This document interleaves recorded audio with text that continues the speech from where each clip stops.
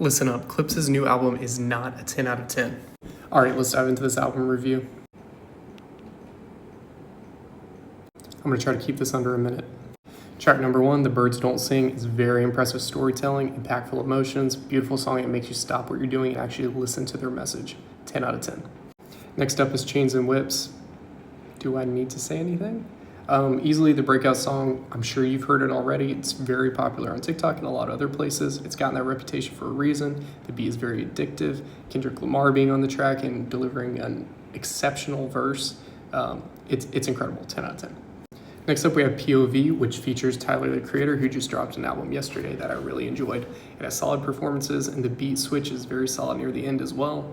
When I first listened to the chorus, though, it didn't really resonate with me. I kept listening to it. It sounded a little odd to me, but I get it now, and I enjoy it. I give it a 9 out of 10.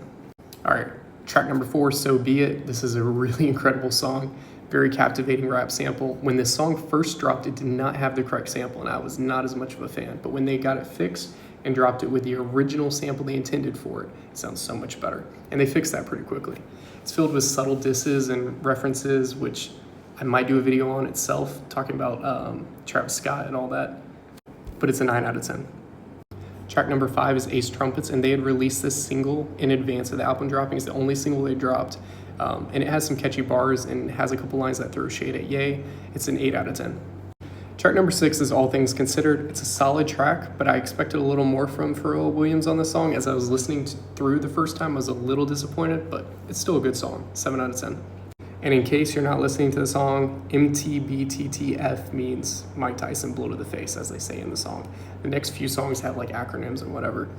I really enjoy how this beat just comes to a complete stop and you can hear Pusha T and Malice rapping with their pure vocals before the beat even returns.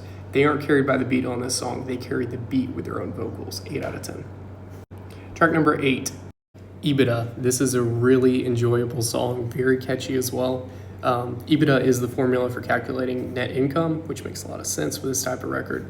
If you let the money talk, who's speaking up, I'm sleepwalking, y'all don't dream enough. There's so many bars in the song, and even the chorus itself is really catchy. It's a shorter track, but it's very enjoyable. It's a 9 out of 10. Track number 9 is FICO. It has a heavy bass and almost a cinematic feel to it. Stove God Hooks brings a soulful hook to it. It's easily a 9 out of 10. This song right here is really good. Track number 10 is Inglorious. This entire album is packed with so many good songs, but this is definitely a favorite of mine. I don't know if I'm saying his name right, but Apeliva's verse is very impressive on this too. 10 out of 10. Track number 11 is So Far Ahead. I love the performance from Pharrell Williams. The lyrics are a little weak. I expected a little bit better from him, but I do think it's one of his best performances vocally on this album. The chorus is really majestic, and then the background choir, and then it cuts back to the duo drop absolute heat as usual, which brings the track back up, 10 out of 10. Track number 12 is the title track, Let God Sort 'Em Out / Chandeliers.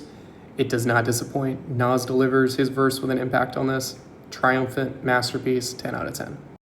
All right, lastly is track number 13, By the Grace of God. Not one of my favorites on here. I don't replay it a lot. Still a good track, far from being a miss. Great chorus from Pharrell, 8 out of 10. So what does that bring the ranking to? Well, I'm far from being a minute, but let's wrap this up. I'm not going to go in depth here. I might make a video separately about the history behind this album, but just to give a little background, I am a Kendrick Lamar fan, and that's the reason I checked this album out initially, and then I discovered everything else, and I was hooked, and I wanted to dive in and give my thoughts on each individual song, which may be different than yours. But this album is not a 10 out of 10 once I did my ranking and added it all up. But let's get into what that is. This project shifts emotional storytelling repeatedly through the album, back and forth. It's very impressive, and it's not your typical mainstream hip-hop, and that's what I really appreciate about it. I don't know that I normally would have checked this out, and I'm glad that I did, and it makes me want to check out more like it. Hopefully everyone else who is listening to this album feels the same way. All right, so my final score was 117. There are 13 songs. That brings us to a score of 9. So it's not a 10 out of 10, but 9 out of 10 is pretty solid, and I feel pretty comfortable with that rating on this album. There were some things that weren't absolutely perfect, and getting a full 10 out of 10 is a bit difficult, but this is a great album, and I highly recommend it. There's a reason why this is true right here, and that is very impressive. And the fact that it's an independent album is also super impressive. I know previously I made a video saying it was a 10 out of 10 album. Before I actually went through and gave each a rating, it feels like a 10 out of 10 album, but when you go track by track, it makes a little more sense as a 9. Hope you all enjoyed. Let me know your favorite tracks and what you would rate the album in the comments. And please drop a follow and like if you enjoyed. See you later. Bye.